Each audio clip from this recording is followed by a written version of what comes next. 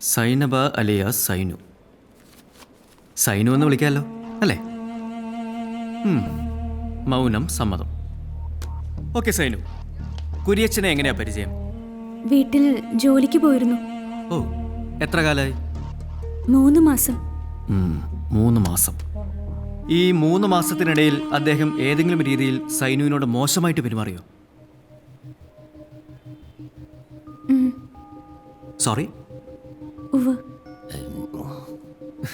I am confused. അങ്ങനെ ഒരു രീതിയിൽ സമീപിച്ച പുരുഷന്റെ വീട്ടിൽ സൈനു എന്തിനാ വീണ്ടും ജോലിക്ക് പോയത്?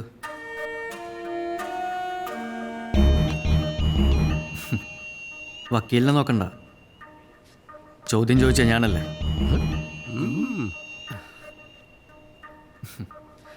പറയൂ, എന്തിനാണ് വീണ്ടും അതേ വീട്ടിൽ തന്നെ ജോലിക്ക് പോയത്? പുള്ളിക്കാരൻ തൊടുന്നതും പിടിക്കുന്നതൊക്കെ ഇഷ്ടമായിട്ടാ? I object your honour. ഈ ചോദ്യം വിക്ടിമിനെ മാനസികമായി ഹറാസ് ചെയ്യാൻ വേണ്ടി മാത്രമാണ്.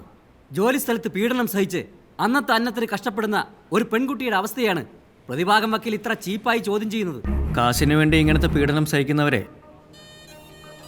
സെർവൻ്റ് എന്നല്ല വിളിക്കുക. Your honour, he is crossing his limits. Objection sustained. Please watch your language. Your honour, പ്രതിഭാഗം വക്കീൽ ആവശ്യമില്ലാത്ത പോയിന്റ്സ് പറഞ്ഞ് കോടതിയെ തെറ്റിദ്ധരിപ്പിക്കുകയാണ്.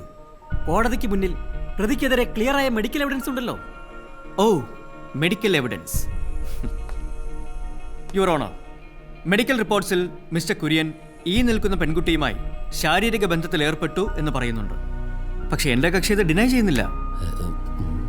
ഇവിടെ ചോദ്യം അത് പെൺകുട്ടിയുടെ സമ്മതത്തോടെ ആയിരുന്നോ എന്നതാണ്.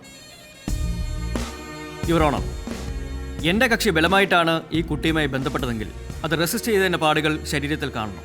പക്ഷേ മെഡിക്കൽ റിപ്പോർട്ടിൽ എവിടെയും സൈനബയുടെ ദേഹത്ത് മുറിവുകളോ പാടുകളോ ഉള്ളതായി പറഞ്ഞിട്ടില്ല. How can this happen if it was A rape? ഇന്ന് ബി പി വെള്ളം കുടിക്കും. മിലോഡ്, നടന്നത് എന്താണെന്ന് വളരെ വ്യക്തമാണ്. കാശിനു വേണ്ടി എന്തും ചെയ്യാൻ മടിയില്ലാത്തൊരു പെൺകുട്ടിയാണ് ഇവർ. ഭാര്യ മരിച്ചിട്ട് 18 വർഷമായ കുര്യച്ചനെ സൈനബ ഒട്ടും ബുദ്ധിമുട്ട് കൂടാതെ വശീകരിച്ചു. എന്റെ കക്ഷിയെ കേസിന്റെ കാര്യം പറഞ്ഞ് ഭീഷണിപ്പെടുത്തി കാശ് വാങ്ങുക എന്നതായിരുന്നു ഇവരുടെ ലക്ഷ്യം. I object your honour. It's a grave and baseless accusation. Prosecution വീക്കാക്കാൻ വേണ്ടി പ്രതിഭാഗം ഇറക്കുന്ന ഒരു കള്ളക്കഥ മാത്രമാണിത്. No, I have a witness to prove it.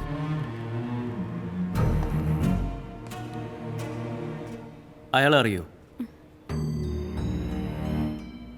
ഞങ്ങളുടെ വീടിനടുത്ത് ടെലിഫോൺ ബൂത്ത് നടത്തുന്ന ചേട്ടനാ. ഇയാളുടെ പേര് Alex.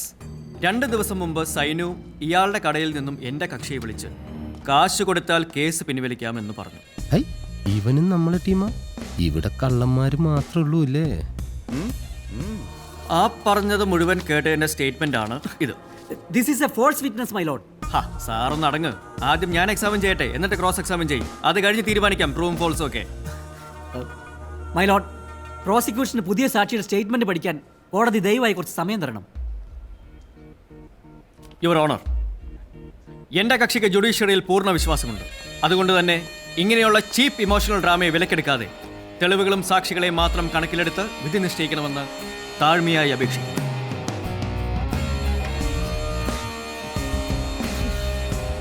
The case is moved to 24th of May. കലക്കിട്ട സാറെ കലക്കി. നമ്മൾ ഈ കേസാ ജയിച്ചു. വിധി പറഞ്ഞാലേ കേസ് തീരൂ കുര്യച്ച. ഇനി എന്തുട്ട് വിധിയാ പറയാനുള്ളേ? എതിർഭാഗത്തിന്റെ നട്ടലല്ലേ തകർത്തേ? വക്കീൽ സാറങ്ങ് കലക്കിട്ടാ പി ചൂളിപ്പോയി. ഉഗ്രൻ പെർഫോമൻസ് ആയിരുന്നു കേട്ടോ. ഓ, താങ്ക് യു. സത്യം പറഞ്ഞാൽ ഈ കേസിന്റെ വിധി എന്താവുന്ന എനിക്ക് തുടക്കത്തിലേ അറിയാമായിരുന്നു. നമ്മളൊക്കെ എത്ര നാളായി സാറേ ഇത് കാണാനും കേൾക്കാനും. സാർ ഏത് കേസ് അറ്റൻഡ് ചെയ്യുന്നത്? സാറല്ലേ എന്തുട്ടാ ആള് വരണ്ടേ? എന്തത്? അയാൾ ഇതുപോലെ മുമ്പ് വന്ന് കുറേ സമയം കളഞ്ഞത്. ഫീസിന്റെ കാര്യമൊക്കെ കറക്റ്റ് അല്ലേ? അതിൽ ഒഴിയാൻ പറ്റാതെ സാറിന്റെ കാര്യം മനസ്സിലായില്ലേ? അത് ചേ വക്കീലിനോട് പറഞ്ഞിട്ട് പോയപ്പോരേ. എന്തുട്ട് ഇഷ്ട നീ പറയണേ? വക്കീലിനോട് പറയാൻ നിന്ന ആളപ്പ തന്നെ ഫീസിന്റെ കാര്യം എടുത്തിടും. ഈ കാശിന്റെ കാര്യത്തിൽ വക്കീൽ ഒരു ചീങ്കണ്ണിയാ. അതല്ല, നീ വണ്ടി എടുത്തേ, നമുക്ക് സ്കൂട്ടാവാടാ. എങ്ങനെയുണ്ട ശവി നമ്മുടെ ബുദ്ധി? നീ വിട്ടോ? പോ.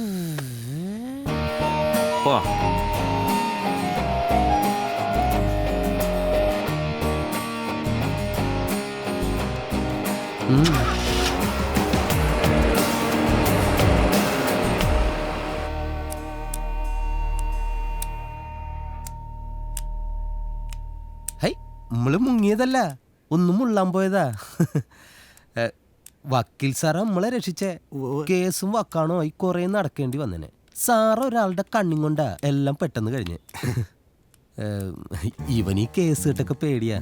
പീഡനാകൂന്ന് പേടിച്ച് ഇവൻ സ്വന്തം ഭാര്യയുടെ അടുത്ത് പോലും പോകാറില്ല. ഞാൻ ആൻ്റപ്പനോട് പറയായിരുന്നു, ഇനി എന്ത് കേസ് വന്നാലും നമ്മുടെ സത്യസാറ് മതി.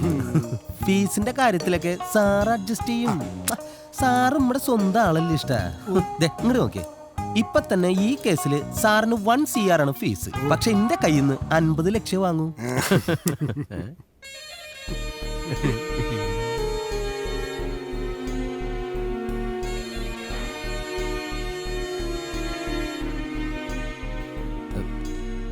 ഡാ, ഇങ്ങ് വന്നേ.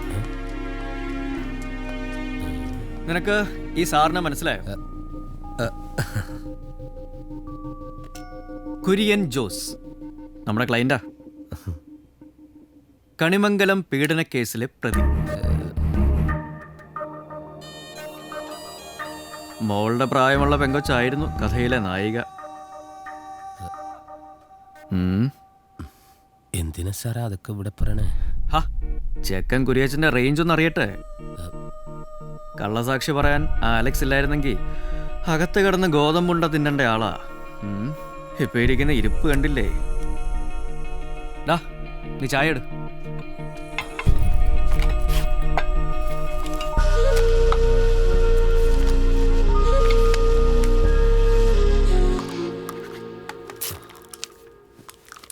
ഒപ്പ് മാത്രം ഇട്ടുണ്ട്. എത്രാന്ന് വെച്ചാൽ സാറ് എഴുതിയിട്ടോ.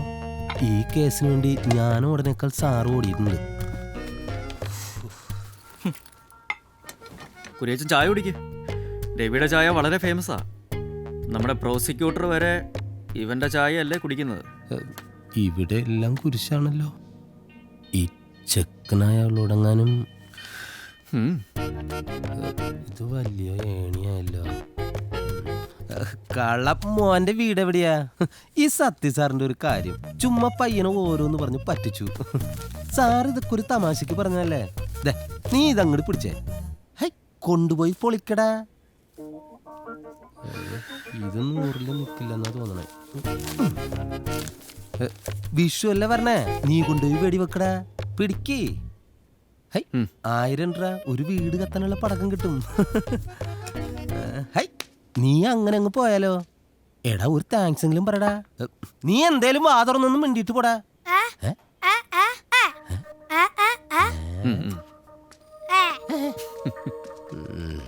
ശരിക്കും തന്നല്ലേ?